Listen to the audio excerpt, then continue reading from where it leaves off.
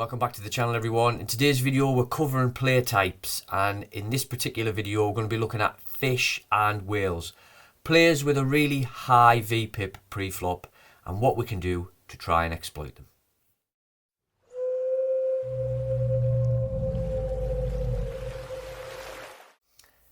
Right then, fish and whales, what are we talking about? So we've got a little example on screen here. This guy, the Poker Justice, has a 44% VPIP. So VPIP means voluntarily puts in pot. So he is volunteering to put money in the pot. We're not talking about the blinds, the small blind and the big blind, because that's not voluntary. He has to put that in. It's mandatory. So he's volunteering to put his own money in with nearly half the hand combinations possible. So if you picture the range charts we've got on the channel, or any range chart in particular, you've got aces in the top left hand corner and pocket twos in the bottom right hand corner, and then in between every two possible combination of hands you can play. He is playing nearly half of those. So a little caveat to this: when you click on this player, we need a reasonable sample at the Microstakes, which I personally think 40 or 50 hands you start to get a reasonable idea of what a player is opening, not 5 or 6 hands. Even 40 or 50 is a small sample size, but if you pay attention and see what they're getting to showdown with, if you see that they're opening Jack 7 offsuit or Jack 9 offsuit from under the gun and they get to showdown with it, you pretty much guarantee that they're a bit of a whopper. So don't worry too much about having a huge sample. Just pay attention, have a little bit of a justification for why you're doing what you're doing, and label the player accordingly. So there's a little example of what we're talking about. Just a little bit more detail on this. We've just clicked on a player profile, different guy, and this guy, over 139 hands, has a VPIP of 39%. He's also 3-betting at 10%, and he's attempt to steal, so when he's opening from the cut-off and button, he's opening at the minute round about half the deck. So now we're going to look at what we can do to make adjustments against these type of players so we're not constantly folding and we can try and earn a little bit of money from them. Right then, what are we doing against these players? So as you can see, there's a chart on screen called ISO versus fish. When one of the players we've just looked at open raises, I've been isolating them with this range. So 7s plus, ace 7 suited plus, ace 10 off, and some other Broadway cards. Why? Because they flop strong top pairs and really strong draws, and our opponents are opening things like 6-7 offsuit from under the gun and ace 2 offsuit from under the gun. So sizings. How have I been sizing these re-raises? I have been re-raising them to 2.5x when I'm in position. So if they open to 3 big blinds, I have re-raised to 7.5 with this range.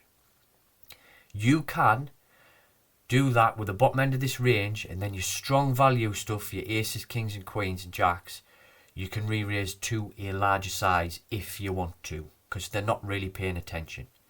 What tends to happen is one of these fishy players will open.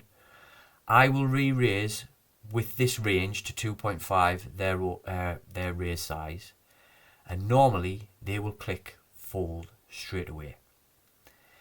If they don't fold and they take a bit of time to make their decision pre-flop, they normally have a reasonable range, and it's normally pocket pairs and Broadway cards if they think about what they're going to do. If they just click call straight away without thinking, it's normally a small pocket pair, a raggy suited ace, or a suited connector. That's normally what it is. When they just click call immediately, it's normally something that's going to flop a straight or a flush draw. It's like, that's just what it is. When they 4-bet you, it's queens plus most of the time. When they jam, it's normally ace king. So if you re-raise them and they jam, it just normally is ace king. If they 4-bet to a proper size, it's normally aces and kings. So just fold. Unless you've got aces or kings.